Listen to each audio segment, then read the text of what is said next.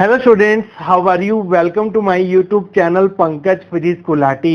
Students, आपको इस channel पर ना केवल graduation and post graduation physics के टॉपिक्स की सबसे आसान एक्सप्लेनेशन देखने को मिलती है, बल्कि आपको साथ के साथ ये भी बताया जाता है कि आपको एग्जाम में क्या और कैसे लिख के आना है, ताकि आप सिर्फ एक वीडियो देख के ही अपने नोट्स बना सकें और एग्जाम्स में बहुत अच्छे मार्क्स ला सकें। इसी कैटेगरी में आगे बढ़ते हुए आज हम बात करेंगे MSc applied physics semester 2 electromagnetic theory unit 2 के एक और इम्पॉर्टेंट टॉपिक के बारे में, जिसका नाम है cross field motion of charge particle. देखिए स्टूडेंट्स, आप सब जानते हैं कि जब भी हम किसी चार्ज पार्टिकल को यूनिफॉर्म इलेक्ट्रिक फील्ड से पास करवाते हैं तो चार्ज पार्टिकल एक पैराबोलिक पाथ फॉलो करता है, और जब भी हम किसी चार्ज पार्टिकल को किसी यूनिफॉर्म मैग्नेटिक फील्ड में से पास करवाते हैं तो charge particle helical path follow करता है, जिसको आप सर्कुलर पाथ भी बोल सकते हैं। आज हम देखेंगे कि जब हम किसी चार्ज पार्टिकल को किसी क्रॉस फील्ड में से पास करवाते हैं तो उसका पाथ जो है वो कैसा रहता है, इसका हम मैथमेटिकल एक्सप्रेशन ड्राइव करेंगे। तो क्रॉस फील्ड का क्या मतलब है? क्रॉस फील्ड का मतलब ये है कि electric field and magnetic field जो हैं वो एक दूसरे के परपेंडिकुलर होंगे, और इसी क्रॉस फील्ड में से आज हम चार्ज पार्टिकल को पास करवाएंगे और उसकी ट्रैजेक्टरी क्या रहेगी इस क्रॉस फील्ड में, उसको हम स्टडी करेंगे। तो स्टूडेंट्स, सबसे पहले हम कंसीडर करेंगे Cartesian coordinate system x y z. हम इलेक्ट्रिक फील्ड ई वेक्टर को अप्लाई करेंगे जेड डायरेक्शन में and magnetic field B vector को अप्लाई करेंगे अलोंग एक्स डायरेक्शन। हम एक पॉजिटिव चार्ज क्यू को इस कार्टेशियन कोऑर्डिनेट सिस्टम ओ के ओरिजिन पर रखेंगे। यहां पर हमने एक चार्ज रख दिया और ये क्यू जो है अब एक क्रॉस फील्ड में प्रेजेंट है। E vector and B vector जो हैं वो एक दूसरे के परपेंडिकुलर हैं। आप जानते हैं कि एक्स वाई जेड एक्सिस जो होती हैं कार्टेशियन कोऑर्डिनेट सिस्टम में, they are mutually perpendicular to each other. तो स्टूडेंट्स, आइए देखते हैं इसमें आप क्या लिखेंगे। Consider a charge particle of charge q and mass m initially at the origin o of Cartesian coordinate system. सबसे पहले आपको एक चार्ज पार्टिकल कंसीडर करना होगा जिसका चार्ज q होगा, मास इसका स्मॉल m होगा, और इनिशियली ये यहाँ पर होगा, ओरिजिन पे होगा, o पर होगा। ये किसका ओरिजिन है? ये है origin of Cartesian coordinate system x y Z.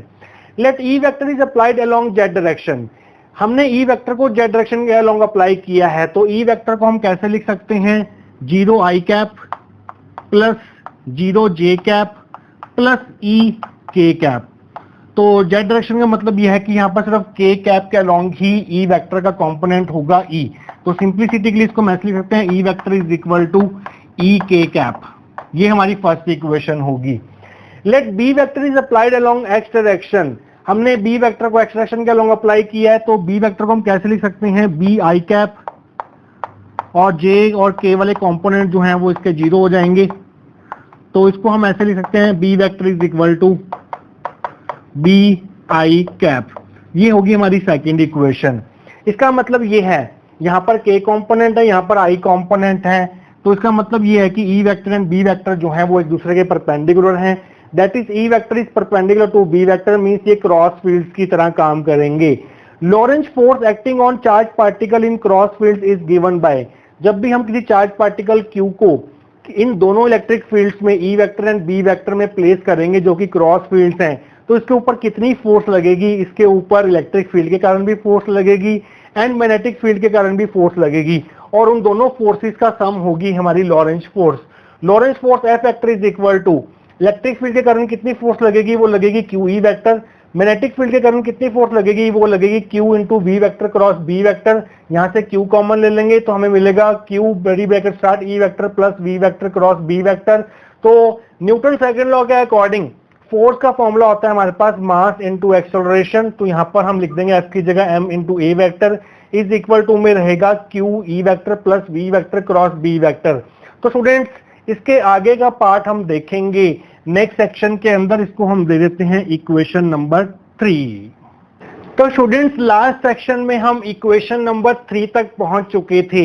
अब हम क्या करेंगे, अब हम v vector cross b vector का क्रॉस प्रोडक्ट फाइंड करेंगे। तो आप लिखेंगे v vector cross b vector is equal to, cross product हम फाइंड करेंगे बाय यूजिंग डिटरमिनेंट मेथड। यहां पर आप लिखेंगे डिटरमिनेंट का साइन i j k, यहां पर आप v वेक्टर के कंपोनेंट्स लिखेंगे। v वेक्टर के कंपोनेंट्स होंगे vx i cap plus vy j cap plus vz k cap. तो यहां पर vx vy vz लिखेंगे और यहां पर आप लिखेंगे b वेक्टर के कंपोनेंट्स। b वेक्टर को आपको पता था क्या था सेकंड इक्वेशन में, वो था b i cap plus 0 j cap plus 0 k cap. तो यहां पर आ जाएगा b 0 0। तो जब आप ये डिटरमिनेंट सॉल्व कर लेंगे तो आपको मिलेगा 0 i cap minus J minus B V J plus K cap minus B V Y. ये आप जानते हैं क्रॉस प्रोडक्ट कैसे फाइंड करते हैं, डिटरमिनेंट कैसे सॉल्व करते हैं। तो यहां पर आपको मिल जाएगा V vector cross B vector is equal to minus minus हो जाएगा plus B V Z J cap minus B V Y K cap. ये हमारी फिफ्थ इक्वेशन होगी। अब हम क्या करेंगे स्टूडेंट्स, यहाँ पर ए वेक्टर की वैल्यू पुट करेंगे। ए वेक्टर को हम रेक्टेंगुलर कंपोनेंट्स की फॉर्म में ऐसे लिख सकते हैं, A vector is equal to A X I cap plus A Y J cap plus A Z K cap. इसको हमने फोर्थ इक्वेशन दे दिया। यहाँ पर ए वेक्टर की जगह हम ये पुट करेंगे, ई वेक्टर की जगह हम ये पुट करेंगे जो हमारे पास फर्स्ट इक्वेशन में था ई के कैप, और V vector cross B vector की जगह हम ये सब्स्टिट्यूट करेंगे। तो आप लिखेंगे using 1 4 and 5 in 3 we get M. A vector है हमारे पास A X I cap plus A Y J cap plus A Z K cap is equal to Q. E vector हमारे पास है ई के कैप प्लस, यहाँ पर आपको ये क्रॉस प्रोडक्ट की वैल्यू पुट करनी होगी जो अभी हमने निकाली है, B V Z J cap minus B V Y K cap. तो इसको थोड़ा सिंप्लीफाई करते हैं। तो आप लिखेंगे m को तीनों से मल्टीप्लाई कर दीजिए, m A X I cap plus m A Y J cap plus m A Z K cap is equal to, यहाँ पर कोई भी आई कैप वाला कंपोनेंट नहीं है तो यहाँ पर आ जाएगा 0 आई कैप। जे कैप वाला कौन से कंपोनेंट है, सिर्फ ये कंपोनेंट है जे कैप वाला, और q से मल्टीप्लाई होकर ये बन जाएगा q B V Z J cap plus K cap वाले दो कंपोनेंट्स हैं, एक कंपोनेंट ये है और एक कंपोनेंट ये है। तो यहां से हम के कैप कॉमन ले लेते हैं तो आपको मिलेगा q इंटू ई रह जाएगा अंदर, साथ में रह जाएगा माइनस बी वी वाई, साथ में के कैप बाहर आ गया। अब हम क्या करेंगे, दोनों तरफ आई कैप जे कैप के कैप के कोफिशिएंट्स को कंपेयर करेंगे। तो आप लिखेंगे comparing coefficients of I cap J cap and के कैप वी गेट। तो यहाँ पर आई कैप का कोफिशिएंट है एम ए एक्स और यहाँ पर आई कैप का कोफिशिएंट है 0। इसको हम दे देते हैं इक्वेशन नंबर 6। यहाँ पर जे कैप का कोफिशिएंट क्या है, एम ए वाई, और यहाँ पर जे कैप का कोफिशिएंट क्या है, वो है क्यू बी वी जेड। ये होगी हमारी 7th इक्वेशन। उसके बाद यहाँ पर के कैप का कोफिशिएंट क्या है, M A Z is equal to, यहाँ पर के कैप का कोफिशिएंट है Q E minus B V Y. तो इसको हम देते हैं 8th इक्वेशन। इन तीनों इक्वेशंस को ही आगे बढ़ाते हुए हम इस डेरिवेशन को प्रोसीड करेंगे आने वाले सेक्शंस के अंदर। तो स्टूडेंट्स आइए आगे बढ़ते हैं। पिछले सेक्शन में हमने 6th इक्वेशन लिखी थी, M A X is equal to 0। ये हमारी 6th इक्वेशन थी। इसका मतलब यह है कि या तो m 0 होगा या ax 0 होगा। m 0 हो नहीं सकता क्योंकि चार्ज पार्टिकल का कुछ डेफिनेट मास तो होगा ही होगा। इसका मतलब ये होगा कि ax 0 होगा। इसको हम 9th इक्वेशन देंगे। ax 0 होने का मतलब ये है कि पार्टिकल का एक्सेलरेशन x एक्सिस के अलोंग 0 है, मींस पार्टिकल का कोई भी कंपोनेंट एक्सेलरेशन का x एक्सिस के अलोंग नहीं होगा। मींस पार्टिकल का जो मोशन होगा वो सिर्फ yz प्लेन में होगा, इस प्लेन में होगा। यहाँ पर इस पार्टिकल का मोशन अंडर क्रॉस फील्ड्स। तो आपको एमसीक्यू में ये क्वेश्चन पूछ सकते हैं कि जब भी charge particle cross field motion करता है तो उसका मोशन जो है वो कैसा रहता है। वो मोशन जो है वो प्लेनर मोशन होता है। It is restricted to one plane, और वो प्लेन यहाँ पर होगा yz प्लेन। तो आगे बढ़ते हैं। सो thus particle has no acceleration along x direction and motion is restricted in yz plane। 7th equation हमारे पास ये थी, M A Y is equal to Q B V Z. यहाँ से वी जेड की वैल्यू निकाल लेते हैं, वो आ जाएगी M upon Q B A Y. तो यहाँ से ए वाई को हम लिख देंगे D V Y by D T, क्योंकि एक्सेलरेशन होता है rate of change of velocity. तो यहाँ पर ए वाई की जगह हम D V Y by D T लिख सकते हैं। ये हमारी 10th इक्वेशन होगी। इसको दोनों तरफ डिफरेंशिएट करेंगे, डिफरेंशिएटिंग बोथ साइड्स, तो हमें मिलेगा D V Z by D T is equal to M by Q B. इसका डबल डेरिवेटिव हो जाएगा D square V Y by D T square, ये हमारी 11th इक्वेशन होगी। 8th इक्वेशन के अकॉर्डिंग हमारे पास था M A Z is equal to Q E minus B V Y, तो यहां से क्यू को अंदर मल्टीप्लाई कर देते हैं तो आपको मिलेगा Q E minus Q B V Y. M को हम नीचे ले जाते हैं तो एम को नीचे ले जाएंगे तो यहाँ पर आ जाएगा एम और यहाँ पर आ जाएगा एम, और ए जेड को हम लिख देंगे D V Z by D T, acceleration is rate of change of velocity with respect to time, तो ये हो जाएगा आपके पास इस तरह से। तो ये भी आपके पास आ गई D V Z by D T की वैल्यू, ये हमारे पास 12th इक्वेशन होगी। ये भी D V Z by D T की वैल्यू है, ये भी D V Z by D T की वैल्यू है, तो दोनों इक्वेशंस को हम कंपेयर कर सकते हैं। कंपेयरिंग 11 एंड 12 वी गेट, तो हमें मिलेगा m by Q B D square V Y by D T square will be equal to Q E by M minus Q B V Y by M. दोनों की एक side same थी, बाकी दोनों side हमने बराबर रख दी। तो यहाँ से D square V Y by D T square की जो वैल्यू आएगी, ये Q B M by Q B जो है वो क्रॉस मल्टीप्लाई होकर उधर चला जाएगा, उधर जाके ये बन जाएगा Q B by M, bracket में Q E by M minus Q B V Y by M. तो अंदर मल्टीप्लाई करेंगे तो आपको क्या मिलेगा, आपको मिलेगा यहाँ पर Q into Q Q square हो जाएगा और M into M M square हो जाएगा, तो ये आ जाएगा क्यू बाई एम का whole square into E B, और यहाँ पर आपको मिलेगा क्यू बी से क्यू बी मल्टीप्लाई होगा, एम से एम मल्टीप्लाई होगा, तो ये बन जाएगा क्यू बी बाई एम का whole square into V Y.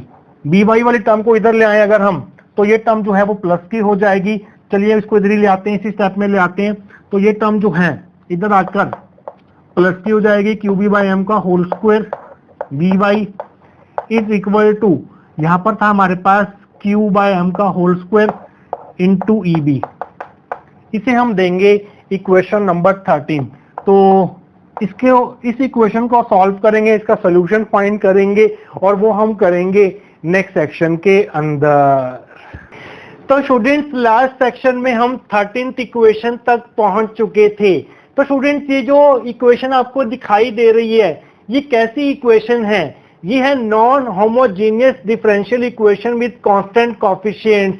Second order की ये डिफरेंशियल इक्वेशन है, यहाँ पर इसके कोएफिशिएंट जो है वो कांस्टेंट है। तो इस प्रकार की डिफरेंशियल इक्वेशन को कैसे सॉल्व किया जाता है, ये आप मैथमेटिक्स में बहुत बार करते हैं। इस प्रकार की डिफरेंशियल इक्वेशन को सॉल्व करने के लिए पहले आपको कॉम्प्लीमेंट्री फंक्शन फाइंड करना होता है, फिर पर्टिकुलर इंटीग्रल फाइंड करना होता है, फिर जो जनरल सॉल्यूशन होता है इस इक्वेशन का वो होता है complementary function plus particular integral, और जो जनरल सॉल्यूशन होगा इक्वेशन नंबर 13 का वो हमें वी वाई की वैल्यू देगा। तो आप लिखेंगे इसमें this is non homogeneous differential equation with constant coefficients. तो यहाँ पर हमें कॉम्प्लीमेंट्री फंक्शन फाइंड करना है। कॉम्प्लीमेंट्री फंक्शन की फॉर्म क्या होगी वो हमें कैसे पता चलेगी? पहले हमें इसकी ऑक्सिलरी इक्वेशन लिखनी होगी। ऑक्सिलरी इक्वेशन कैसे लिखेंगे? यहाँ पर है D square by D T square, जिसको हम लिखेंगे कैपिटल डी स्क्वायर से, प्लस यहाँ पर वी वाई का कोएफिशिएंट क्या है, क्यू बी बाय एम का whole square is equal to 0। ये होगी हमारी ऑक्सिलरी इक्वेशन। तो इसको उधर लेके जाते हैं तो आपको मिलेगा D square is equal to minus Q B by M का स्क्वायर।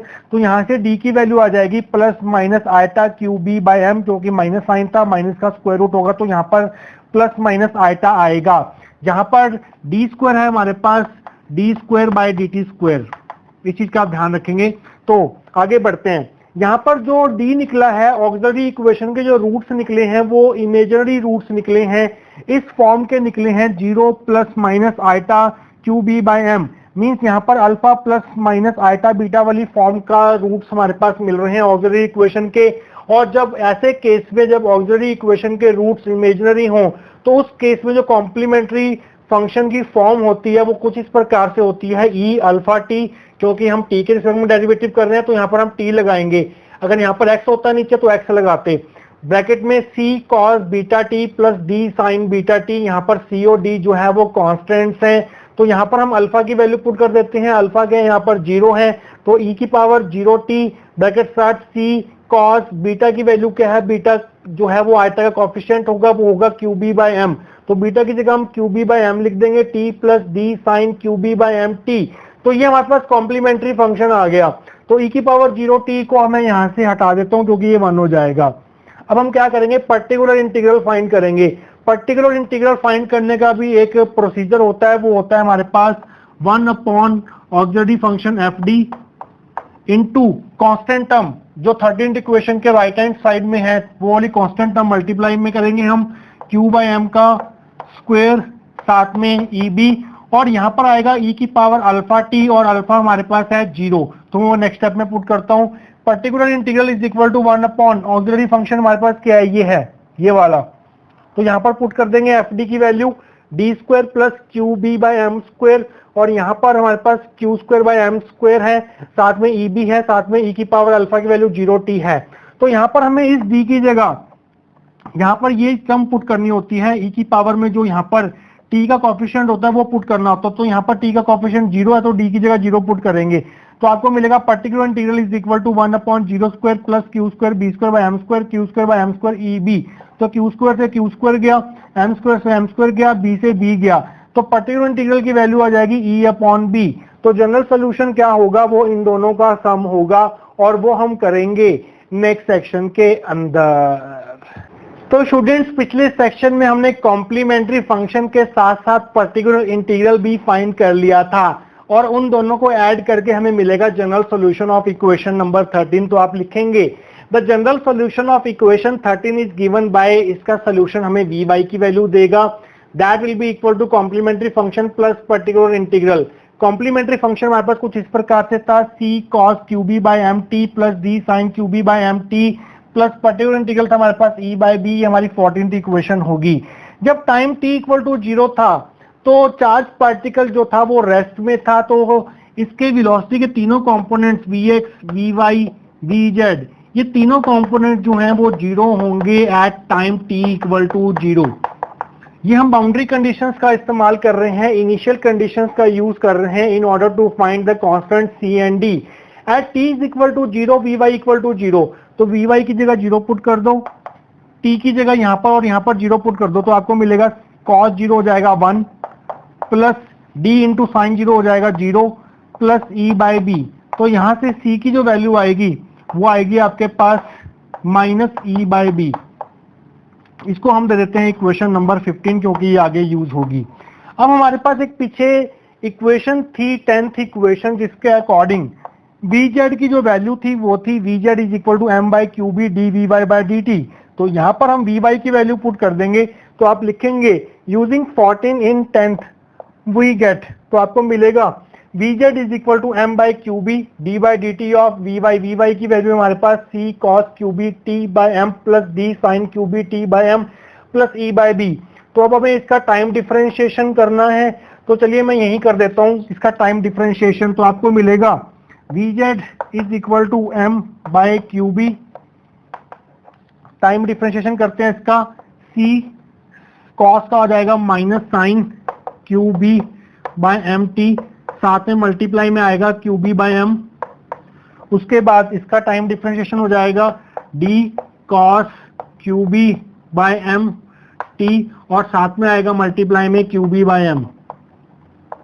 तो यहाँ पर इसको हम दे देते हैं इक्वेशन नंबर 16। इसके आगे का पार्ट हम सॉल्व करेंगे नेक्स्ट सेक्शन में। e बाई बी का टाइम डेरिवेटिव जो है वो 0 हो जाएगा, जो हमने यहाँ पर लिखा नहीं है। तो मिलते हैं स्टूडेंट्स नेक्स्ट सेक्शन के अंदर। तो आइए स्टूडेंट्स आगे बढ़ते हैं। पिछले सेक्शन में हम इक्वेशन नंबर 16 तक पहुंच चुके थे। अब दोबारा से हम इनिशियल कंडीशन अप्लाई करेंगे at time t equal to 0। जो z कंपोनेंट होगा वेलोसिटी ऑफ चार्ज पार्टिकल का वो 0 होगा, क्योंकि चार्ज पार्टिकल जो है वो इनिशियली रेस्ट पर था। 0 is equal to M by Q B, sine 0 जो है वो 0 हो जाएगा, तो हमने यहाँ पर 0 लिख दिया, plus D Q B by M, और यहाँ पर आ जाएगा cos 0, क्योंकि जगह t की जगह हम 0 पुट कर रहे हैं। cos 0 होता है 1, और यहाँ पर QB से QB कट जाएगा, M से M कट जाएगा, तो D की वैल्यू आ जाएगी हमारे पास 0। तो हमारे पास C की वैल्यू भी आ चुकी है, D की वैल्यू भी आ चुकी है। तो हम पुट करेंगे इसको इक्वेशन नंबर 14 में in order to get final value of Vy। तो आप लिखेंगे put D equal to 0 and C equal to minus E by B in 14 we get, so Vy will be equal to C की value है minus E by B cos Q B T by M, plus D की value 0 है तो ये term 0 हो जाएगी पूरी की पूरी, प्लस E बाई बी। तो यहाँ से E बाई बी कॉमन ले लेते हैं, तो आपके पास Vy की वैल्यू आ जाएगी E by B 1 minus cos Q B T by M, ये हमारी 17th इक्वेशन होगी। यहाँ पर पार्टिकल जो है वो YZ प्लेन में मोशन एग्जीक्यूट कर रहा है, तो Vy की वैल्यू तो हमने निकाल ली फाइनल वैल्यू, अब हमें Vz की वैल्यू निकालनी है। तो अगेन उसके लिए हम सहारा लेंगे इक्वेशन नंबर 10 का। इक्वेशन नंबर 10 थी Vz is equal to m by Q B dVy by dt। यहाँ पर Vy की वैल्यू पुट करेंगे, ये फाइनल वाली, ये जो फाइनल एक्सप्रेशन है Vy का विदाउट कांस्टेंट वाला।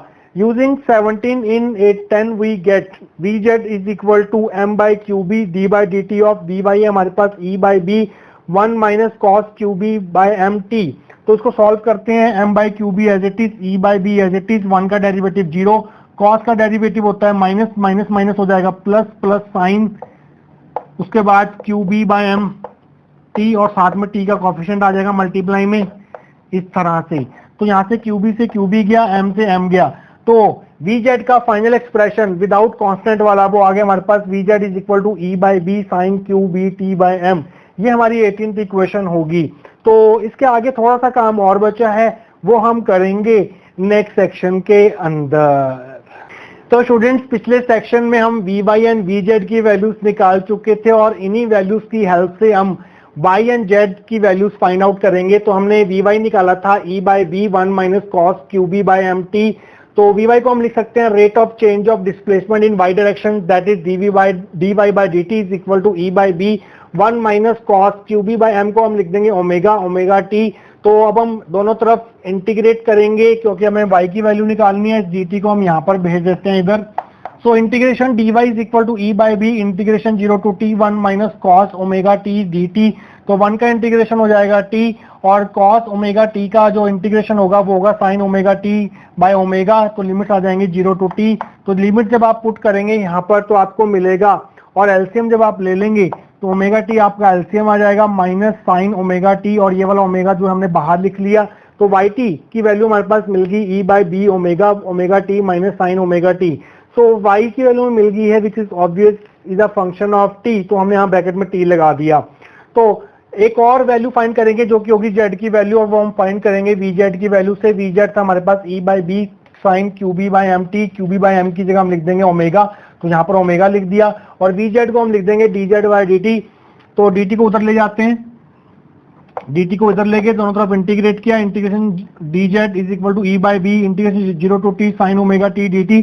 साइन ओमेगा टी का इंटीग्रेशन हो जाएगा minus cos omega t by omega, minus sine बाहर कर दिया और ओमेगा को बाहर कर दिया, तो आपको मिल गया minus e by B omega.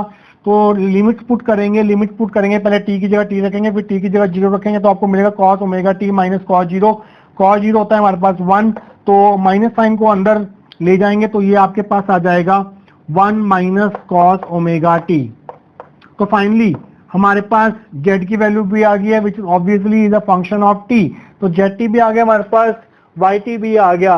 तो इनको देख के हमें क्या कंक्लूजन देखने को मिलेगा और ट्रेजेक्ट्री क्या रहने वाली है चार्ज पार्टिकल की इन क्रॉस फील्ड, वो हम देखेंगे last section of this topic के अंदर। तो स्टूडेंट्स पिछले सेक्शन में हम yt की वैल्यू निकाल चुके थे और zt की वैल्यू निकाल चुके थे। अगर आप इन दोनों इक्वेशंस को ध्यान से देखेंगे तो आप पाएंगे कि ये है पैरामीट्रिक इक्वेशंस ऑफ साइक्लॉयड। तो आप लिखेंगे the above equations are parametric equations of cycloid, thus a charged particle executes cycloid motion in cross E vector and B vector। तो अगर हम किसी चार्ज पार्टिकल को क्रॉस फील्ड में रखते हैं जिसमें E वेक्टर इस डायरेक्शन में अप्लाई किया हुआ है और B वेक्टर जो है वो इस डायरेक्शन में अप्लाई किया हुआ है, तो चार्ज पार्टिकल का जो मोशन रहेगा that will B cycloid motion. और साइक्लॉयड मोशन को आप कुछ इस तरह से दिखाएंगे एग्जाम में, this is your cycloid motion. तो अगर आपको एमसीक्यू में पूछा जाता है कि क्रॉस फील्ड में चार्ज पार्टिकल का मोशन कैसा रहता है, देन आप आंसर होगा आपका साइक्लॉयड मोशन। तो स्टूडेंट्स ये था आपके पास cross field motion of charge particle. I hope आपको आज का टॉपिक जो है वो अच्छे से क्लियर हुआ होगा। मिलेंगे किसी और important topic of electromagnetic theory के साथ। Till then take care.